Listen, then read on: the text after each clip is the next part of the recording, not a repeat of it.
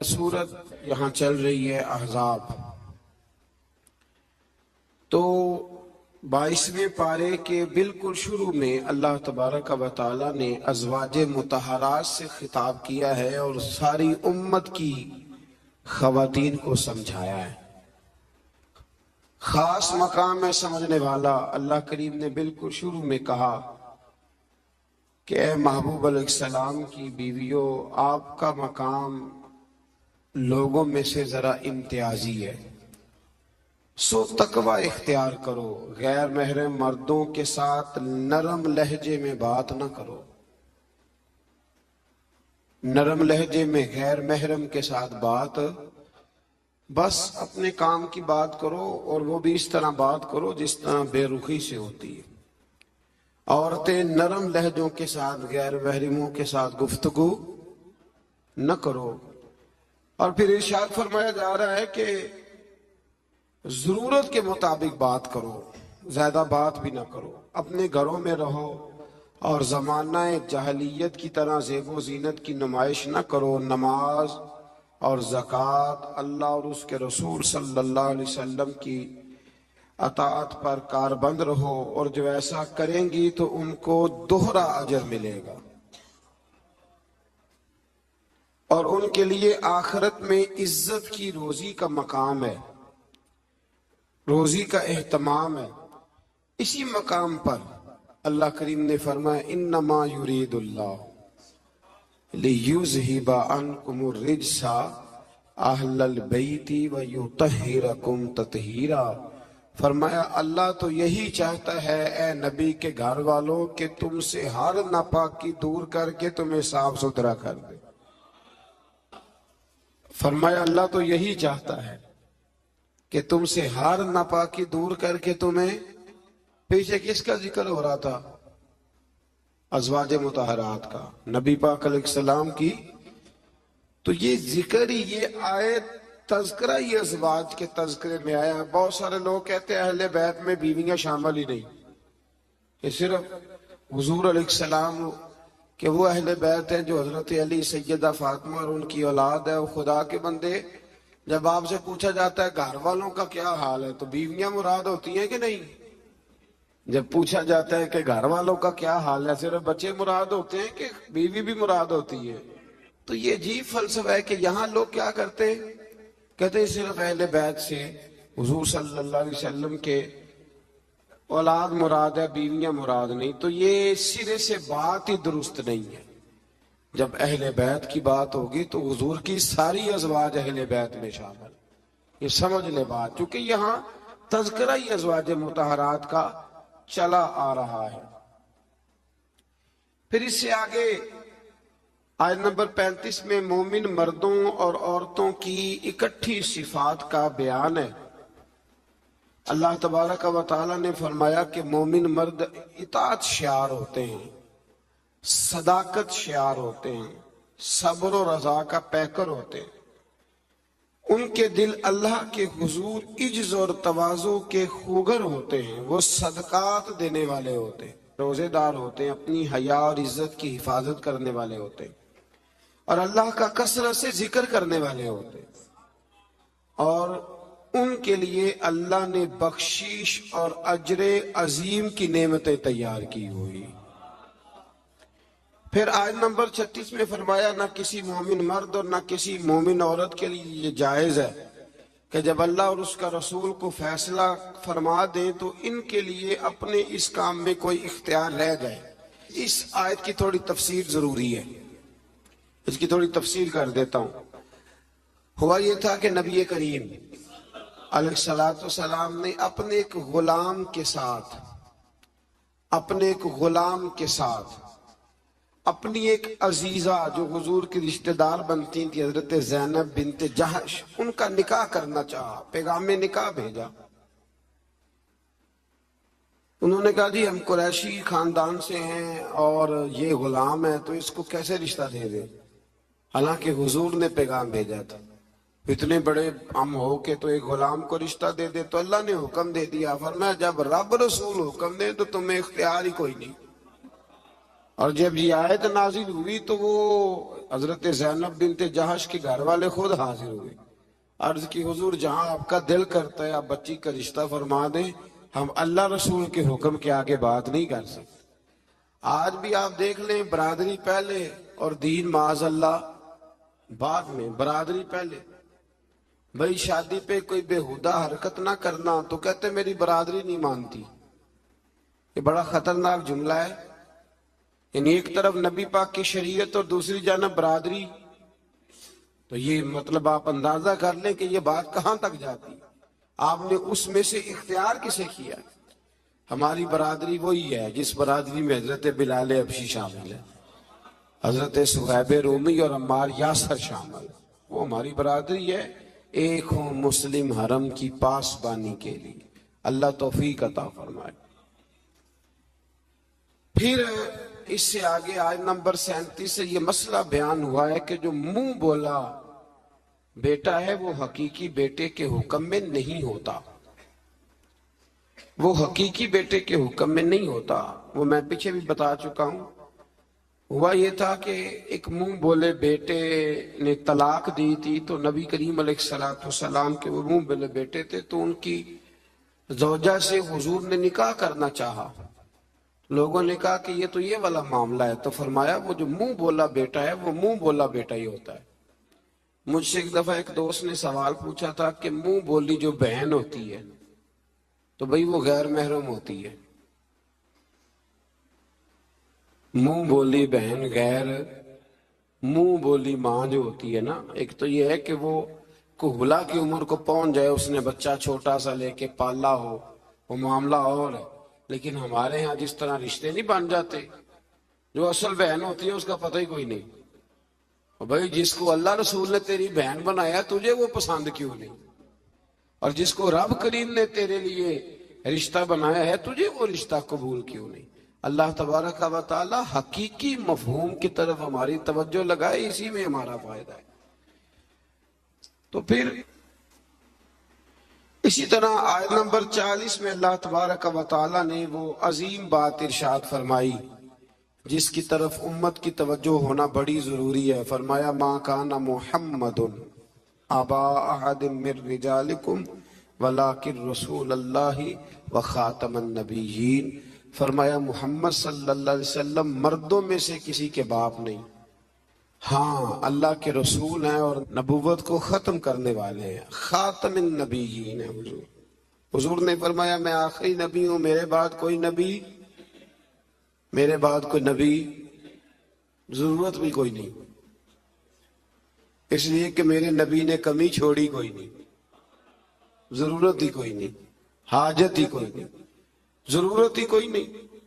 بلا وجہ بعض لوگوں کو اللہ تبارک و تعالیٰ معاف کرے، روٹی پیٹ بھر کے کھانے کو نہیں ملتی تو نبوت کا دعویٰ کر دیتے، اور عجیب و غریب قسم کے لوگ ہیں جو میدان میں آ نکلتے ہیں، اور مجھے تو ان لوگوں کی سمجھ نہیں آتی جو دلیلیں پوچھتے ہیں اور پھر بعد میں کہانیاں سناتے ہیں۔ تو بھئی حضور آخری نبی ہے، رسول کریم کے بعد کوئی نبی آ سکتا؟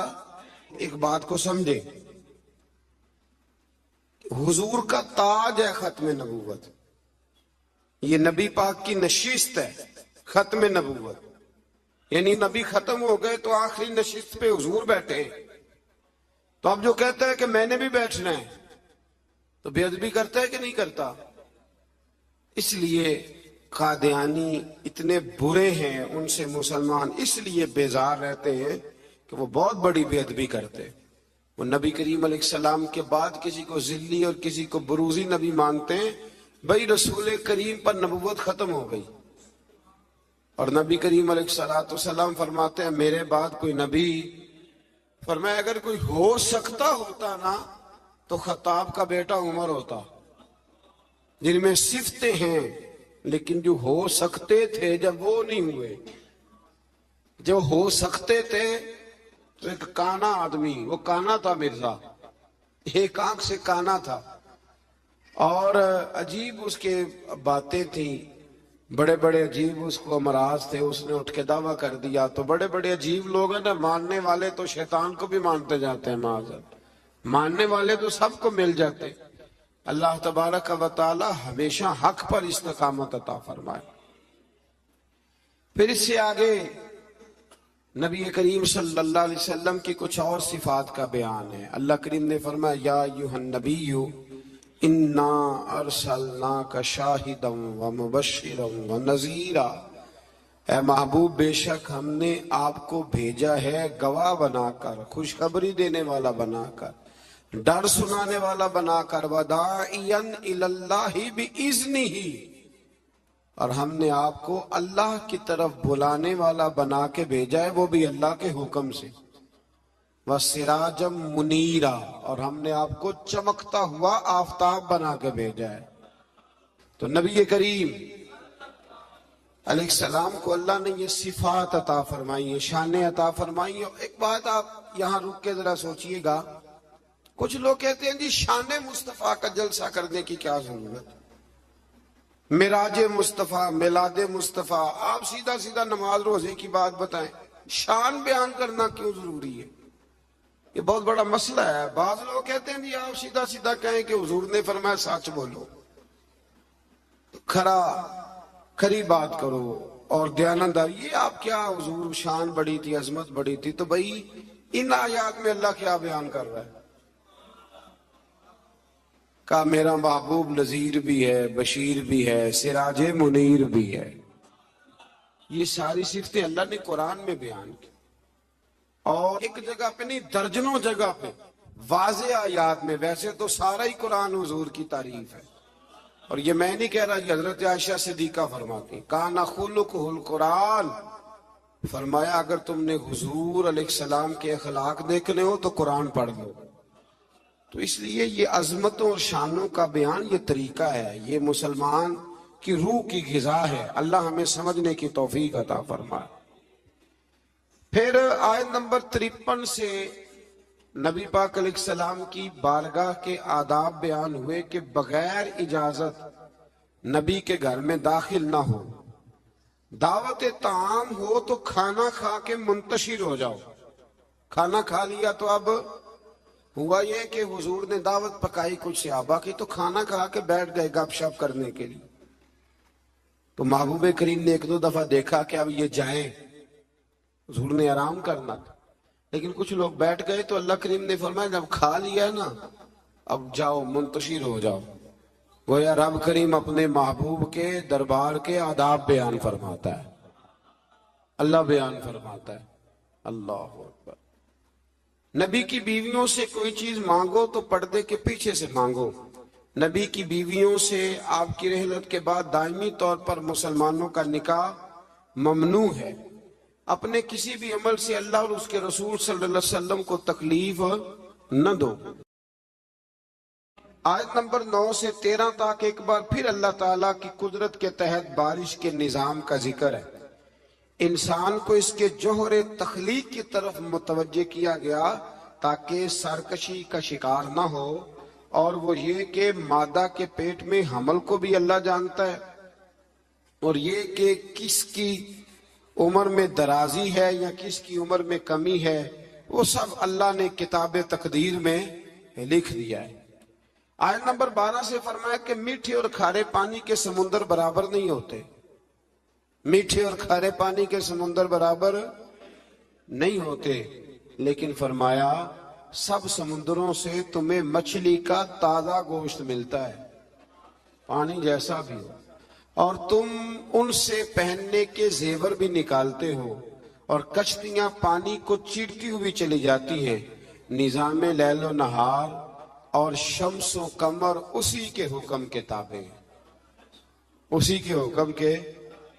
یہ چاند سورج اگر کسی انسان کے قبضے میں ہوتے تو کب سے اختلاف ہو گیا ہوتا، کوئی کہتا ادھر سے نکل، کوئی کہتا کم از کم جو حکومت بدلتی وہ تو ضرور بدلتی ایک دفعہ، یہ پچھلے لایا ہے لہذا معاذ اللہ ہم نہیں چلنے دیں گے۔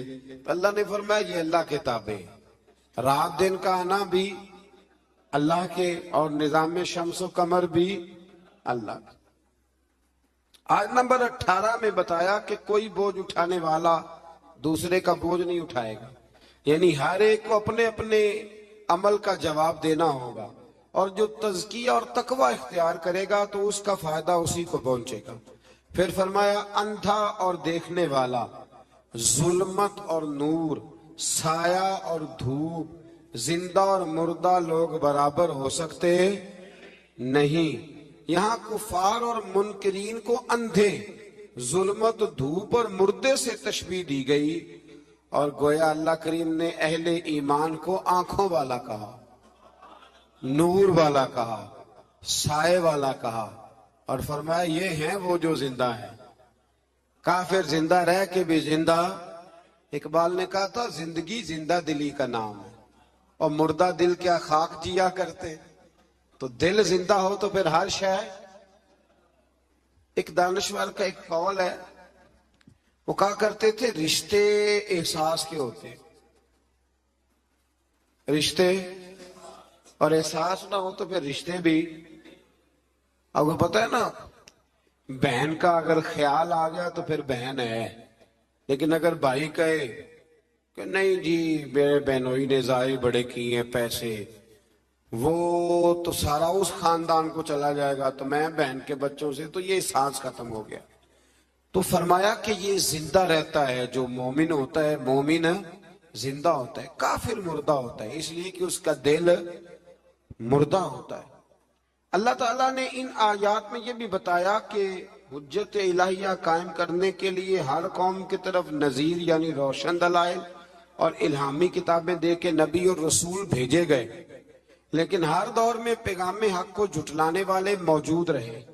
آیت نمبر 27 میں فرمایا کہ ایک پانی سے مختلف رنگوں کے پھلوں، ایک ہی پہاڑی سلسلے سے مختلف رنگوں کے پہاڑ، ایک نوع انسانی سے مختلف رنگوں کے لوگ، اور چار پایوں اور جانوروں کو مختلف رنگوں میں پیدا کرنا، یہ اللہ تعالیٰ کی وحدانیت کی دلیل ہے۔ ایک باپ کے چار بیٹے ہوتے ہیں، چاروں کی شکلیں علیحدہ ہوتی ہیں، یہ نہ مسل پہ غور نہیں نہ کرتے، ورنہ فوراً بندہ کیا اٹھتا ہے کہ سبحان اللہ و بحمدہ، سبحان اللہ۔ آپ غور کریں، ہر بندے یہ چیزیں لوگ بناتے ہیں نا جی، اس میں اتنی ڈال دو، اس میں اتنی ڈال دو، اتنی، تو ایک طرح کی چیزیں بنتی جاتی ہیں، ایک کی طرح۔ کوئی بھی چیز جو انسان بناتا ہے، چمچ ہے، برتن ہے، تو ایک ہی طرح کا بناتا ہے۔ اللہ کریم کی تخلیق کا کمال یہ ہے کہ ناک ہر بندے کی ایک ہے، آنکھیں دو ہیں، کان دو، ہونٹ سب کے ہیں نا، اور چہرے مختلف ہیں۔ سمجھتے ہیں آپ بات؟ یعنی وہی چیزیں اللہ تعالیٰ نے دیں جو سب کو دیں، پر اس کے باوجود چہرے مختلف ہیں، تو ماننا پڑے گا کہ جو بنانے والا ہے وہ بڑی شان والا ہے، جو بنانے والا ہے وہ بڑی شانوں والا ہے، جو وہ بنا سکتا ہے دوسرا کوئی نہیں بنا سکتا۔ آیت نمبر 28 میں بتایا کہ جو علماء ربانیین ہیں نا، ان کے دلوں میں اللہ کی خشیت ہوتی ہے۔ انما یخشی اللہ من عبادہ العلماء، یہ مسئلہ تھوڑا ضرور سن لیں۔ فرمایا اللہ کے بندوں میں سے اللہ سے وہ ڈرتے ہیں جن کے پاس علم ہے۔ ایک لفظ کبھی کبھی ہم کہتے ہیں، لڑائی ہو جائے نا تو کہتے ہیں تو میں نے جانتا نہیں، اس کا کیا مطلب ہوتا ہے؟ تو میں نے کہتے ہیں نا کچھ لوگ، تو میں نے، اس کا کیا مطلب ہے؟ اس کا مطلب ہے کہ تو میرے سے لڑائی کر رہا ہے، تو میری طاقت نہیں جانتا، میرے تعلقات نہیں جانتا، یہ ترجمہ اس کا۔ تو میری دولت کو نہیں جانتا، میں کتنے لوگ میرے ہیں چاہنے والے، پیار کرنے والے، یا میرے خاندان والے، تو جان، یہ مطلب ہوتا ہے کہ تو مجھے جانتا۔ جو جانتا ہوتا ہے وہ ڈرتا ہے، جو نہیں جانتا وہ ایسی ہوتا ہے۔ جو بندہ رب کو جانتا نہیں نا وہ نہیں ڈرتا، اور جو جان لیتا ہے نا وہ ڈرتا ہے۔ پتہ چل جاتا ہے کتنی قدرتوں والا ہے۔ میرے رسول کریم علیہ السلام نے فرمایا میں تم سب سے بڑھ کر رب کو جانتا ہوں، اور میں تم سب سے زیادہ اللہ سے ڈرتا ہوں۔ اس لیے زیادہ باتیں کرنے والا عالم نہیں ہوتا، اللہ سے زیادہ ڈرنے والا عالم ہوتا ہے۔ جو بندہ کہتا ہے میں کسی کو بولنے ہی نہیں دیتا، میں بڑی کہانیاں سناتا ہوں، تو یہ علم کی علامت نہیں۔ انما یخشی اللہ من इबादह उलमा, अल्लाह के बंदों में से जो आलिम है वो अल्लाह से डरते हैं। अगर तू ज्यादा डरता है तो तू बड़ा आलिम है, अगर तू नहीं डरता फिर तू अनपढ़ है। ये तो अपने आप से पूछ ले। अब लोग कहते हैं जो जरी हो जाए, जो बेदरेग बोले वो आलिम है। ना भाई, जो सोच सोच के बोले, जो डर डर के बोले, जो एहतियात से बोले, असल आलिम वही होता है। अल्लाह तौफीक अता फरमाए। आयत नंबर 32 में अल्लाह ताला ने अपने नेक बंदों की बरगुजीदा और चुनीदा और नेकी के कामों में सबकत करने वाले फरमाकर जन्नत की उन नेमतों का जिक्र फरमाया जो अल्लाह ताला ने इन साले बंदों के लिए तैयार की हुई। फिर आयत नंबर 40 में मुशरिकों के माबूदाने बातला का जिक्र है। आयत नंबर 41 से फरमाया कि अल्लाह ताला आसमानों और जमीनों को अपने मरकज से हटने नहीं देता, और अगर वो अपने मरकज से हट जाएं तो अल्लाह के सिवा कोई दोबारा उनको अपनी जगह पे कायम करने वाला नहीं है। आयत नंबर 45 में फरमाया कि अल्लाह ताला लोगों की बदआमालियों की वजह से उनकी गिरफ्त फरमाता तो रूए जमीन पर कोई जानदार जिंदा ना होता। अगर अल्लाह ताला लोगों के गुनाहों की वजह से उनको पकड़ता तो फिर कोई मौजूद, तो मर गए होते, सारे खत्म हो गए होते।